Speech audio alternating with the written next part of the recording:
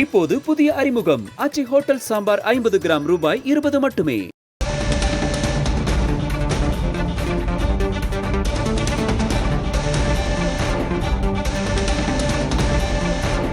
எரிபொருள் தட்டுப்பாடு ஏற்படும் என்கின்ற அச்சத்தால் எரிபொருள் நிலையங்களில் வாகன ஓட்டிகள் குவிந்து வருகிறார்கள்.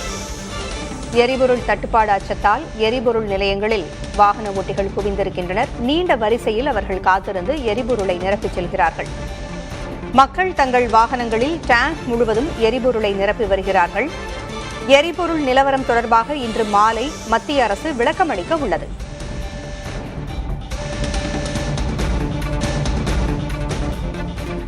இதுகுறித்த கூடுதல் விவரங்களை வழங்க செய்தியாளர் சுரேஷ் இணைந்திருக்கிறார். சுரேஷ், எரிபொருள் நிலையங்களில் மக்கள் கூட்டம் அலைமோதிக் கொண்டிருக்கிறது. இதன் உண்மை நிலை என்பதை மத்திய அரசு இன்று மாலைக்குள் விளக்க இருப்பதாகவும் தெரிகிறது. என்ன விவரம்?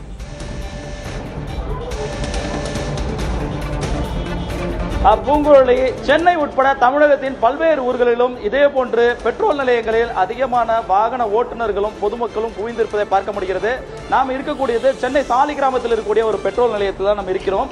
இங்கு காலை முதலே நூற்றுக்கணக்கான வாகன ஓட்டிகள் தொடர்ந்து இங்கு காத்திருந்து பெட்ரோலை நிரப்பி செல்கிறார்கள். நாம் பார்த்துக் கொண்டிருக்கிறோம். அதிக அளவில் இருசக்கர வாகனங்களில் காத்திருக்கிறார்கள். அதே போன்று ஆட்டோ, கார் உள்ளிட்ட வாகனங்களும் இங்கு அணிவகுத்து நிற்கின்றன.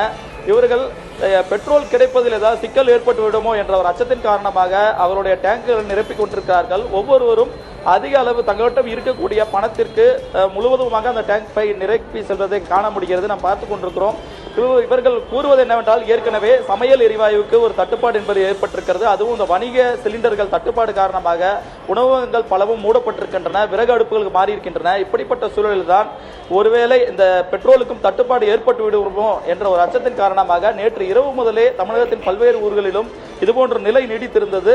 ஆயிரக்கணக்கான வாகன ஓட்டிகள் தங்களுடைய வாகனங்களில் நிரப்பி சென்றது மட்டுமல்லாமல் கூடுதலாக வாட்டர் கேன், அதேபோல் 20 லிட்டர் தண்ணி கேன்களிலும் பெட்ரோலை நிரப்பி சென்ற காட்சிகள் எல்லாம் பார்த்து கொண்டிருந்தோம். இன்றைய தினம் நாம் இருக்கக்கூடிய இந்த வடபழனியிலும் இதே போன்ற நிலைதான் இருக்கிறது. பொதுவாக பொதுமக்கள் தங்களுக்கு பெட்ரோல் கிடைக்காவிட்டால் நாள்தோறும் செல்லக்கூடிய அந்த வேலைக்கு செல்வதில் பாதிப்பு ஏற்படுமோ, தங்கள் அன்றாடம் செல்லக்கூடிய அந்த பயணங்கள் தடைபட்டு விடுமோ என்ற ஒரு அச்சத்தின் காரணமாக இது போன்ற நிலையங்களுக்கு வந்து காத்திருந்து பெட்ரோல் நிரப்பிக் கொண்டிருக்கிறார்கள். இது தொடர்பாக கேட்கலாம். சார், நீங்க எங்க இருந்து வந்திருக்கீங்க? எவ்வளவு நேரமா நிக்கிறீங்க?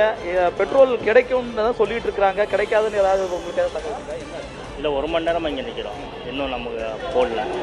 ஆமாம், கிடைக்கும்னு தான் சொல்கிறாங்க. ஒரு 3 நாள் கழிச்சு தான் இந்த மாதிரி ஸ்டாக்கு. ஒரு 3-4 பங்கில் வந்துட்டோம், எங்கேயுமே இல்லை. இப்போ இங்கே வந்து பார்த்தா இங்கே தான் இருக்குது. அப்படியா? ஆமாம். ஆமாம், தீர்ந்துருச்சு. எங்களுக்கு க்ளோஸ் போட்டாங்க. அது ஒரு பிரச்சனை.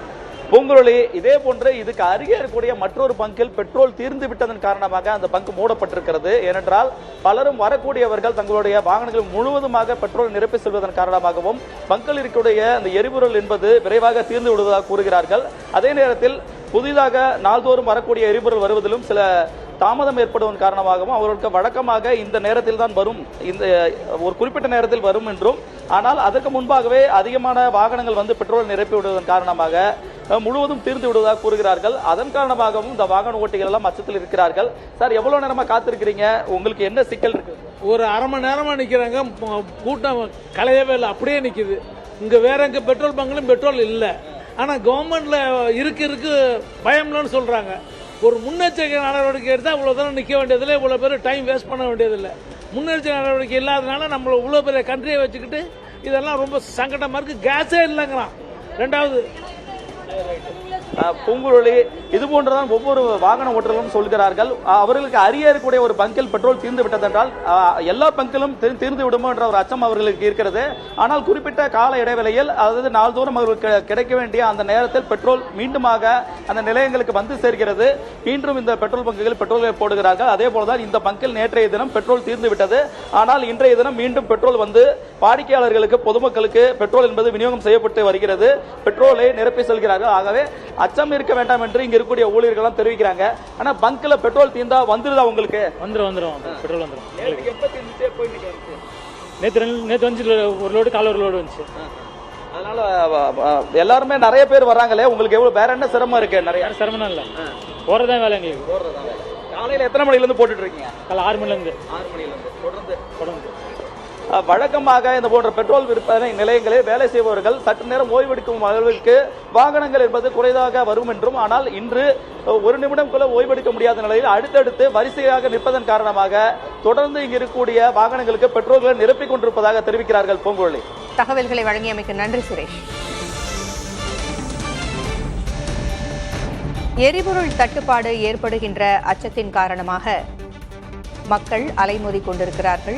எரிபொருள் தட்டுப்பாடு அச்சம் என்கின்ற வதந்தி பரவி வருகிறது. ஆனால் போதுமான அளவிற்கு எரிபொருள் இருப்பு இருப்பதாக மத்திய அரசு கூறி வரக்கூடிய சூழலில் இருக்கக்கூடிய எரிபொருள் நிலையங்கள் அனைத்திலும் வாகன ஓட்டிகள் கூட்டம் அலைமோதுகிறது. நீண்ட வரிசையில் காத்திருந்து அவர்கள் எரிபொருளை நிரப்பிச் செல்கிறார்கள். இந்த நிலையில் இதுகுறித்து மாலையில் விளக்கம் அளிக்கப்படும் என்று மத்திய அரசு கூறியிருக்கிறது. தமிழ்நாட்டின் பல்வேறு பகுதிகளில் இருக்கக்கூடிய எரிபொருள் நிலையங்களிலும் இதே நிலைதான் நீடிக்கிறது. எரிபொருள் தீர்ந்துவிடுமோ என்கின்ற அச்சத்தில் வாகன ஓட்டிகள் நீண்ட நேரம் காத்திருந்து தங்களது வாகனங்களுக்கு எரிபொருளை நிரப்பிச் செல்கிறார்கள்.